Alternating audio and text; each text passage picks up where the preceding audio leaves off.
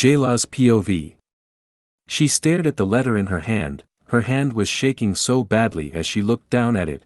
It had been 6 long years since she had fled the Blood Moon Pack, and now here she stood looking at an envelope with her pack seal on it. His seal.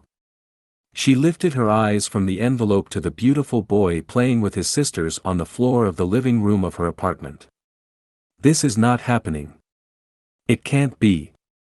They had somehow survived and moved on with their lives, were living peacefully well away from the pack. She had never returned, just like he'd told her. To this day, she was still somehow a member of the Blood Moon Pack. By the grace of the goddess Alpha, Blaine had never severed her from the pack. She was still tied to it in some small way. Her 3 children were playing and rough-housing with each other.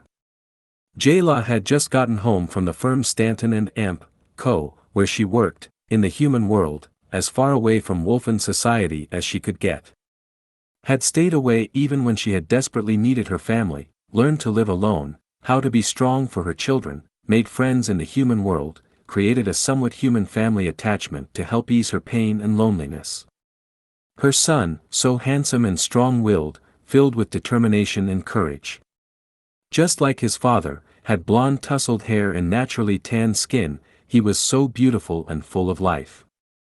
He looked up at her with his brilliant green eyes, her eyes. It was the only thing he had gotten from her, everything else was from his father, a man who hated her.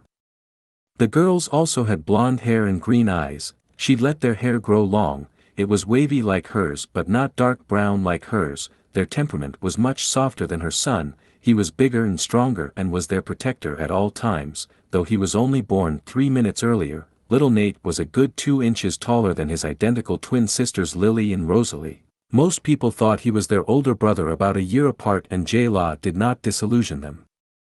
She stepped into her kitchen, leaving them to play as they were, her eyes turning to the envelope in her hand. Cora, too, was quiet in her mind, not certain what was about to happen to them or their lives. She could feel concern ebbing off of Cora. It was filtering down into her too. She opened the letter and read it. Jayla Freeman. You have been officially recalled back to Blood Moon Pack. You will respond to this letter within 7 days and let it be known the day of your return. Alpha Nathan, Blood Moon Pack. How he had found her she did not know, but she was not going back. Taking a match, she lit the gas stove and set the letter and its envelope on fire and watched it burn to ash. Defying him was not something that she should do, but she could not go back, not ever. Turning to her mobile phone, Jayla started looking at listings for a new place to live. She had to move, and quickly. It took 4 days to find a place that was available right away. It was not close to her office though. She now had a commute. Jayla paid out the lease on this current apartment, as she was breaking it, and moved her and her children as fast as she could, leaving her lovely beachfront apartment for one further in the city. It was larger and the price was the same. It had more room for the kids to play. It had a doorman and night security, so at least she wasn't about to be surprised or ambushed. Jayla moved the children to a new school as well. She had never truly hidden herself, just stayed away at all cost. Even Cora had to suffer, never truly getting the freedom she so desired, hardly ever got the chance to run free. Living in this human city took a toll on her. It was like being punished every day for one tiny crime. One mistake to protect her unborn pups, and they had suffered for it. That suffering had made them both stronger-willed, and no more did they let their heart decide anything, only logic and reality of a situation weighed in. No wolves were allowed in their world either, not anymore. Stanton and Amp Co-firm had been home to them since passing the official exam. She had Lauren and Tony, her most trusted human friends. Lauren had delivered her pups, their unexpected arrival during a lunch meeting with Tony, whose wife had been visiting. She was a doctor, thank goodness. All 3 of them had been welcomed in his office at the university.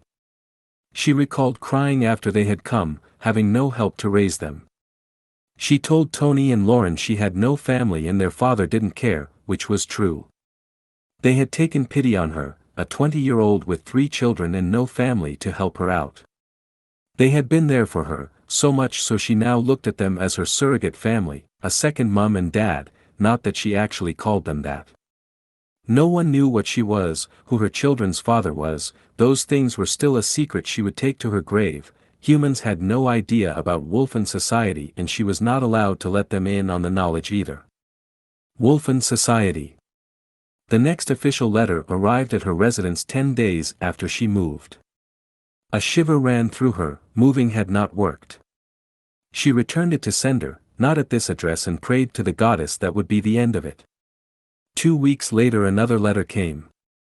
Again she returned it to sender, unopened and with the same message, not at this address. In the human world this would have been enough for them to get the message that the person they were looking for did not live at the address they had. Again she prayed to the goddess that let this be the end of it. She couldn't go back. She could never return, he had ordered her as much.